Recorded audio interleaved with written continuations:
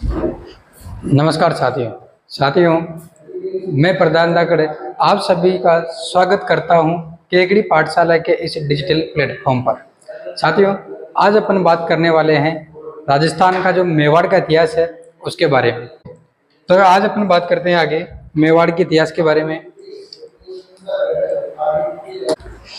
साथियों, जो मेवाड़ का इतिहास है इसके बारे में रुडयार्ड किपलिंग ने कहा था कि जो मेवाड़ की धरती है वो इस धरती के ऊपर वीरों की हड्डियों के धूल से क्या बनी हुई है साथियों? पगडंडियां बनी हुई हैं। बिल्कुल साथियों, आपने सही सुना है। और आज अपन जो मेवाड़ के बारे में पढ़ेंगे वो पढ़ेंगे बप्पा रावल के बारे में। किसके बारे में पढ़ेंगे साथियों? बप्पा रावल, जिसे मेवाड़ के इतिहास का प्रथम ताकतवर शासक कहा जाता है। मेवाड़ का प्रथम ताकतवर शासक क्या कहते हैं साथियों? मेवाड़ का प्रथम ताकतवर शासक कहते हैं।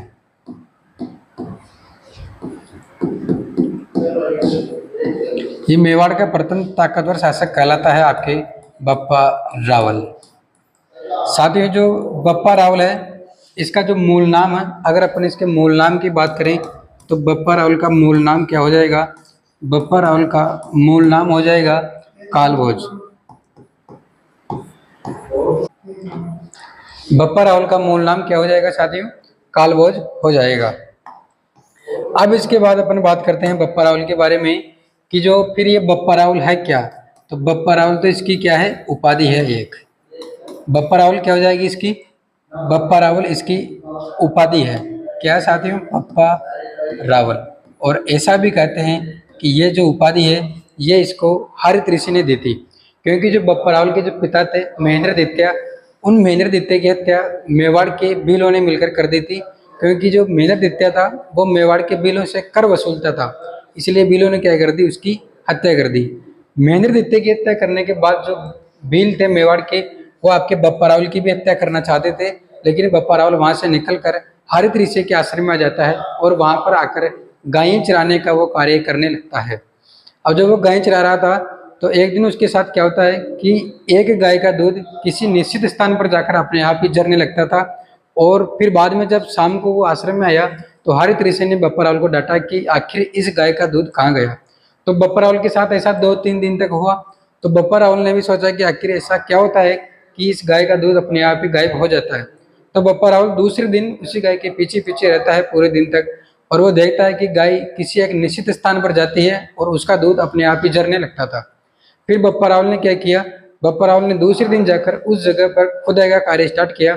खुदाई की तो वहां पर एक शिवलिंग निकला, और वही शिवलिंग कौन था? वही शिवलिंग आपके जो एकलिंग जी महाराज हैं या फिर एकलिंग जी महादेव हैं, वो एकलिंग जी का जो मंदिर, मतलब एकलिंग जी का शिवलिंग निकला था। और उसी एकलिंग जी का मंदिर बनवाया था किसने? आपके बप्पा रावल ने। इसके मंदिर का निर्माण कार्य किसने करवाया था? मंदिर का निर्माण किसने करवाया था? वो हो जाएगा आपके बप्पा रावल हो जाएगा। किसने करवाया था साथियों? बप्पा रावल। और यही बप्पा रावल आपके आगे चलकर मेवाड़ का कुल देवता कहलाता है।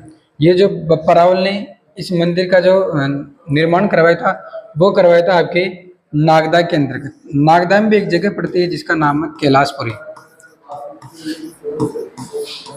कैलाशपुरी नागदा के अंतर्गत आती है। और ये नागदा है कहाँ पर? यह है भाई आपके राजस्थान के अपने उदयपुर जिले के अंतर्गत, जिसे झीलों की नगरी भी कहते हैं, यानी कि सिटी ऑफ क्या कहते हैं? लेक कहते हैं। सिटी ऑफ लेक किसे कहलाते हैं? उदयपुर को कहते हैं। अब आगे अपन बात करें, आगे अपन अगर बप्पा रावल की बात करें तो बप्पा रावल को जो एक इतिहासकार हुए हैं डॉक्टर सीवी वैद्य। क्या नाम है उनका? डॉक्टर सीवी वैद्य। डॉक्टर सीवी वैद्य ने बप्पा रावल की तुलना चार्ल्स मार्टेल से की है। किसने की है? Charles Martel. ये एक फ्रांसीसी सेनापति था, फ्रांसीसी सेनापति, जिसका नाम क्या है साथियों? इसका नाम हो जाएगा आपके चार्ल्स मार्टेल। ये चार्ल्स मार्टेल एक फ्रांसीसी सेनापति है जिसने दुनिया में पहली बार किसी मुस्लिम सेनाओं को पराजित किया था। इसीलिए सीवी वैद्य ने इस चार्ल्स मार्टेल की तुलना किससे की थी? अपने राजस्थान के बप्पा रावल से की थी। किससे की है साथियों? बप्पा रावल। यानी कि सीधे तौर पर अपन यह कह सकते हैं कि सीवी वैद्य ने बप्पा रावल को चार्ल्स मार्टेल कहा था, या फिर चार्ल्स मार्टेल की तुलना किससे की? अपने बप्पा रावल से की है। इसके बाद अपन बात करते हैं, और ये जो इसने उपाधि दी थी चार्ल्स मार्टेल की, इसके बाद जो चार्ल्स मार्टेल इसने सीवी वैद्य ने बप्पा रावल के बारे में कहा था कि बप्पा रावल की शौर्य की चट्टान के आगे अरब आक्रमण का ज्वार भाटा टकराकर चकनाचूर हो गया था। क्या कहा था सीवी वैद्य ने बप्पा रावल के बारे में कि अरब आक्रमण का ज्वार भाटा टकराकर चकनाचूर हो गया था। ये किसके बारे में कहा था? ये कहा था आपके बप्पा रावल के बारे में। और कहा किसने है? सीवी वैद्य ने कहा था। तो एक बात अपनी ये हो गई। अब इसके बाद अपन अगर दूसरी बात करें तो बात है साथियों 734 ईस्वी की। कब की बात कर रहे हैं अपन? 734 ईस्वी की। और इस समय जो बप्पा रावल और एक चित्तौड़ के शासक हुआ करते थे जिनका नाम है आपके मान मोरी। एक तरफ तो जाएगा अपने बप्पा रावल, एक तरफ तो कौन है? बप्पा रावल, और दूसरी तरफ हो जाएगा मान मोरी, जिसे इतिहास में मान मौर्य के नाम से भी जाना जाता है। साथियों जो मौर्य वंश की समाप्ति वो 185 ईसा पूर्व में हो गई थी, लेकिन सिंध के अंतर्गत एक सासी मौर्य जो मौर्य वंश की शाखा थी, और अपने चित्तौड़ में एक मान मौर्य, ये इनकी मौर्यों की दो शाखाएं चल रही थी। तो ये जो मान मौर्य था और बप्पा रावल, इन दोनों के बीच में एक युद्ध होता है। युद्ध कब होता है? 734 ईस्वी के अंतर्गत। और इस युद्ध में बप्पा रावल क्या हो गए थे? विजयी हो गए थे। क्या हो गए थे साथियों? बप्पा रावल विजय हो गए थे। और इस युद्ध की जो जानकारी है वो जानकारी मिलती है अपने को मान मोरी शिलालेख से। किससे मिलती है साथियों? मान मोरी शिलालेख। और मान मोरी शिलालेख के बारे में ऐसा कहते हैं कि एक बार कर्नल जेम्स टॉड इसको कहाँ लेकर जा रहे थे? लंदन लेकर जा रहे थे। उनकी जो जहाज थी उनमें थोड़ा वजन ज़्यादा हो गया, तो उन्होंने क्या किया? कर्नल जेम्स टॉड ने इस शिलालेख को समुद्र में फेंक दिया। सीधी बात अपने को ये याद रखनी है कि 734 ईस्वी के अंतर्गत बप्पा रावल और मान मौर्य के बीच में युद्ध हुआ था, जिसमें किसकी विजय हुई थी? बप्पा रावल की विजय हुई थी। और इसीलिए जो बप्पा रावल है इसे कहते हैं वह चित्तौड़ का प्रथम विजेता। क्या कहेंगे? चित्तौड़ का प्रथम विजेता किसे कहते हैं साथियों? आपके जो बप्पा रावल है। लेकिन एक इतिहासकार है अपने राजस्थान में, डॉक्टर दशरथ शर्मा। जो डॉक्टर दशरथ शर्मा है वो कहते हैं वह चित्तौड़ का प्रथम विजेता आपके बप्पा रावल न होकर जयत्र सिंह है। किसने कहा था? ये डॉक्टर दशरथ शर्मा ने कहा था कि जो चित्तौड़ का प्रथम विजेता वो कौन है? कहा किसने? पहले देखते हैं, डॉक्टर दशरथ शर्मा। ये जो डॉक्टर दशरथ शर्मा इन्होंने कहा था वह चित्तौड़ का प्रथम विजेता बप्पा रावल न होकर कौन हो जाएगा? जयत्र सिंह हो जाएगा।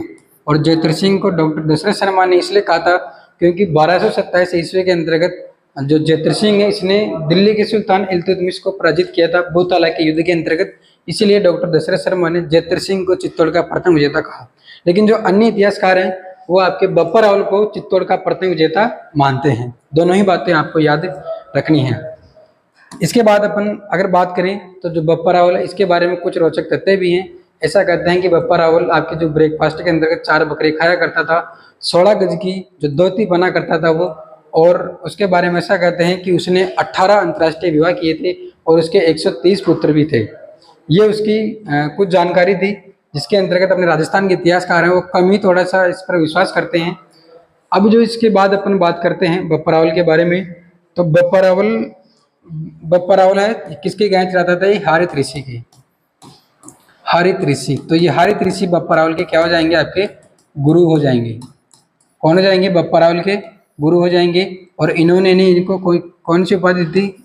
बप्पा रावल को जो उपाधि दी थी इन्होंने वो बप्पा रावल की थी, क्योंकि वास्तविक नाम तो इनका क्या था भाई?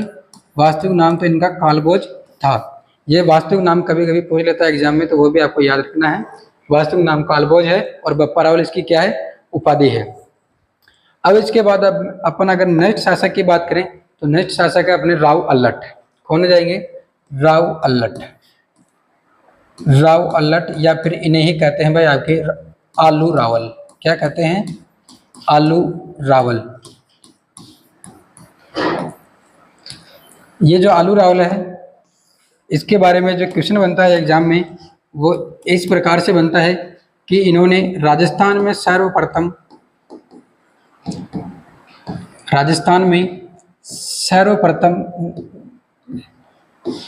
नौकरशाही की शुरुआत की थी। सर्वप्रथम किसकी शुरुआत की? नौकरशाही की शुरुआत की थी। तो नौकरशाही की शुरुआत करने वाला राजस्थान का प्रथम शासक कौन हो जाएगा? राव अल्लट हो जाएगा। किसके शासनकाल में हुई थी?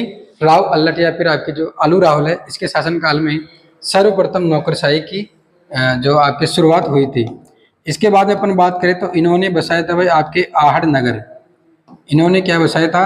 आहड़ नगर बसाया था।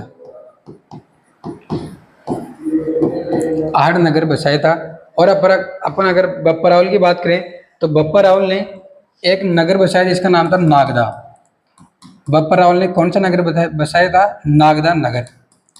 और इस नागदा नगर को बप्पा रावल ने राजधानी भी बनाई थी मेवाड़ की। क्या बनाई थी साथियों? राजधानी भी बनाई थी मेवाड़ की। और ये जो नागदा है ये मेवाड़ की प्रथम राजधानी है। मेवाड़ की प्रथम राजधानी, मेवाड़ की प्रथम राजधानी कौन सी है भाई? नागदा है। तो नागदा किसने बसाया? बप्पा रावल ने। और आहड़ किसने बसाया? तो आहड़ बसाया था आपके आलू रावल ने। फिर अपन बात करें तो इन्होंने आहड़ के अंतर्गत एक मंदिर बनवाया था जिसका नाम है भाई जगत अंबिका माता का मंदिर। किसका मंदिर बनवाया था? जगत अंबिका माता का मंदिर। बसाया कहाँ पर है? आहड़ में। आहड़ कहाँ आता है? उदयपुर के अंतर्गत। अब अपन बात करते हैं भाई ये जो जगत अंबिका माता का मंदिर है इसे कहते हैं भाई आपके मेवाड़ का खजुराहो। क्या कहेंगे? मेवाड़ का खजुराहो। मेवाड़ का खजुराहो। और मेवाड़ का कौन हो जाएगा? तो मेवाड़ का हो जाएगा अपना जगत अंबिका माता का मंदिर। अब इसके बाद अपन बात करें तो आहड़ है। इस आहड़ को आलू रावल ने क्या बनाई थी? मेवाड़ की राजधानी। मेवाड़ की राजधानी किसने बनाई? आलू रावल ने बनाई थी। तो इस प्रकार ये क्या हो जाएगी? अपनी मेवाड़ की दूसरी राजधानी हो जाएगी। कौन सी राजधानी हो जाएगी? मेवाड़ की दूसरी राजधानी। पहली तो कौन सी थी? नागदा, जिसको किसने बनाई थी? बप्पा रावल ने। दूसरी राजधानी कौन सी है आपके? मेवाड़। अब इसके बाद अपन बात करें भाई आलू रावल के बारे में तो जो आलू रावल है इसके बारे में कहते हैं कि इसने राजस्थान का प्रथम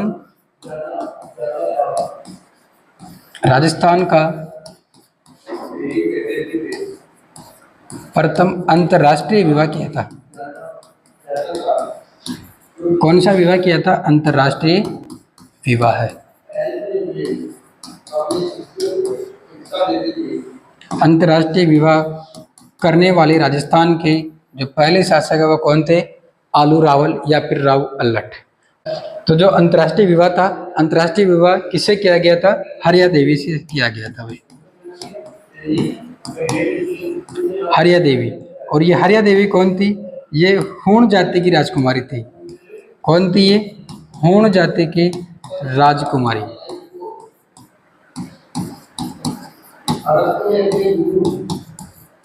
हूण जाति की राजकुमारी कौन थी भाई? हरिया देवी। इसे इन्होंने क्या किया था?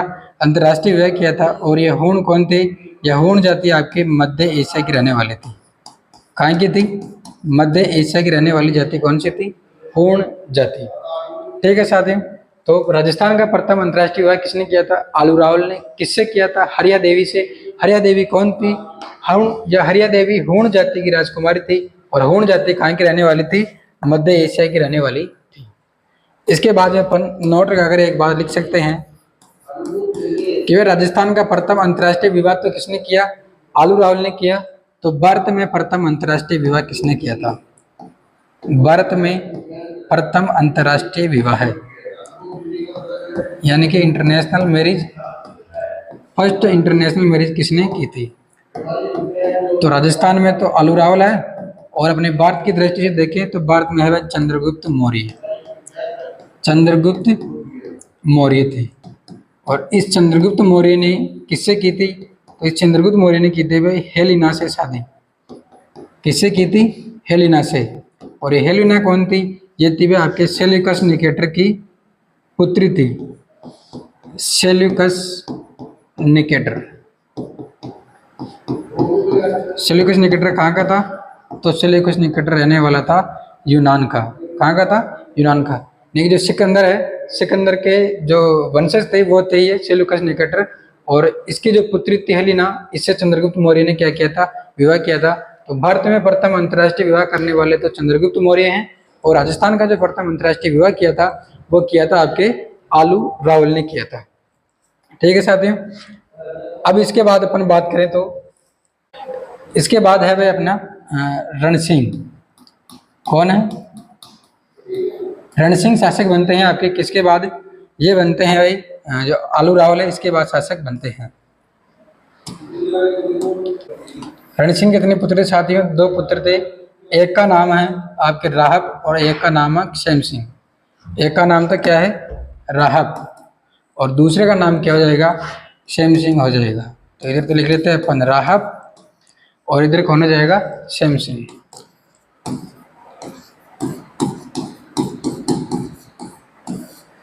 क्षेम सिंह है। क्षेम सिंह की अगर अपन बात करें तो इसके समय यानी कि ये तो है भाई रावल शाखा का राजा। इसके समय तो अपनी जो रावल शाखा थी वो प्रॉपर स्टार्ट हो गई थी, और जो रावल शाखा का जो अंतिम शासक है वो थे आपके कौन? अंतिम जो शासक थे वो थे आपके रावल रतन सिंह। अंतिम शासक कौन थे? रावल रतन सिंह थे।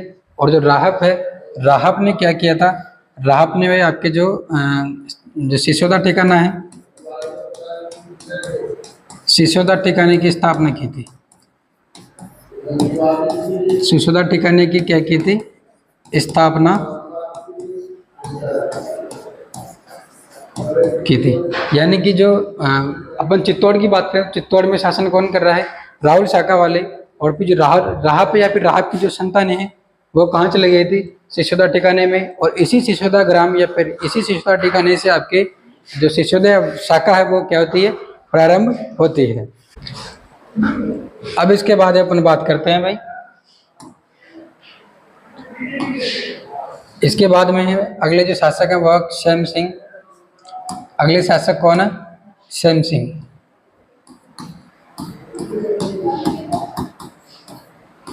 ये जो क्षेम सिंह है, इस क्षेम सिंह के 2 पुत्र थे। एक का नाम है सामंत सिंह और एक का नाम है कुमार सिंह। एक का नाम तो है भाई आपके सामंत सिंह और एक का नाम क्या है? कुमार सिंह। सामंत सिंह, इधर कौन सा हो जाएगा? सामंत सिंह, और इधर हो जाएगा आपके कुमार सिंह।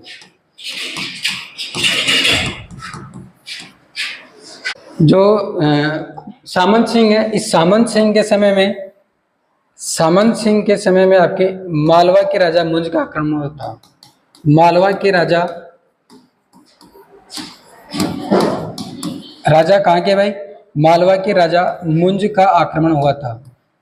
राजा मुंज का आक्रमण हुआ था, और इस आक्रमण में कौन हार गया था? इस आक्रमण के अंतर्गत सामंत सिंह आपके जो हार गए थे, सामंत सिंह हार गए थे। तो फिर क्या हुआ? इनके बाद में जो शासक बना था वो बने थे कुमार सिंह। और कुमार सिंह ने क्या किया था? इस राजा मुंज की मतलब ये परमार वंश से संबंधित थे। कौन थे ये? परमार वंश से संबंधित थे आपके। तो कुमार सिंह ने क्या किया था? परमारों को हराकर वापस चित्तौड़ प्राप्त किया था। परमारों को हराकर वापस चित्तौड़ प्राप्त किया था।